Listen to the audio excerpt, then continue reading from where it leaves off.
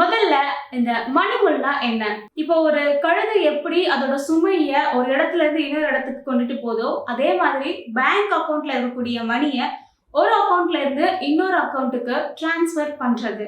இந்த மாதிரியா இருக்கக்கூடிய அக்கவுண்ட் தான் மியூல் அக்கவுண்ட்னு சொல்றாங்க. சிம்பிளா சொல்லணும்னா ஃப்ராட்ஸ்டர் உங்களுடைய பேங்க் அக்கவுண்ட் அண்ட் இன்னொருத்தருடைய பேங்க் அக்கவுண்ட் இதுக்கு நடுவுல இருக்கிறவங்க தான் மணி மூல்ஸ். ஸோ இதில் இருக்கக்கூடிய மணி எப்படி இருக்கும்னா சட்டவிரோதமான மணியாக தான் இருக்கும். இப்போ ஒரு ட்ரக்ஸ் யூஸ் பண்ணி அதுல இருந்து வந்தது, இல்ல இந்த கொலை மிரட்டல் இந்த மாதிரி அதுக்கு பின்னாடி இருக்கக்கூடிய பேக்ரவுண்டே வேற மாதிரி இருக்கும். அது தெரியாம நம்ம கமிஷன் கிடைக்குதுன்னு சொல்லிட்டு நம்மளுடைய அக்கௌண்ட்ல இருந்து இன்னொரு அக்கௌண்ட்டுக்கு டிரான்ஸ்ஃபர் பண்ணலாம்னு நினைக்கிறோம். ஆனா இதுக்கு பின்னாடி பல விளைவுகளுமே இருக்கு. சிம்பிளா ஒரு எக்ஸாம்பிள் சொல்லணும்னா, நீங்க இன்ஸ்டாகிராம்ல ரவின்ற ஒருத்தரை மீட் பண்றீங்க. ஸோ ரவின்றவர் இன்னொருத்தர் கூட ஃப்ரெண்ட் ஆகுறாரு இன்ஸ்டால.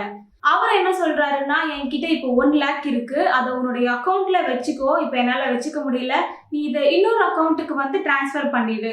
ஸோ நீ அப்படி பண்ணும்போது உனக்கு வந்து 5,000 வந்து கமிஷனா நான் தரேன் அப்படின்னு சொல்லிடுறாங்க. ரவியுமே இதெல்லாம் தெரியாம ஃப்ரெண்டு தானே கேட்கிறாருன்னு சொல்லிட்டு அந்த அமௌண்ட்டை வாங்கி அவரோட பேங்க் அக்கௌண்ட்ல வச்சுட்டு இன்னொரு அக்கௌண்ட்டுக்கு அவர் டிரான்ஸ்ஃபர் பண்ணிடுறாரு. ஸோ இங்க ரவின்றவர் மணிமூலாக இருந்திருக்காரு. ஸோ இந்த 1 lakhக்கு 5,000 கமிஷன் ஆனது ரவிக்கு கிடைச்சிருக்கு. ஆனா இதுல இவர் கிரைம் பண்ணியிருக்காருன்னு சொல்லிட்டு ரவிக்கே தெரியாது.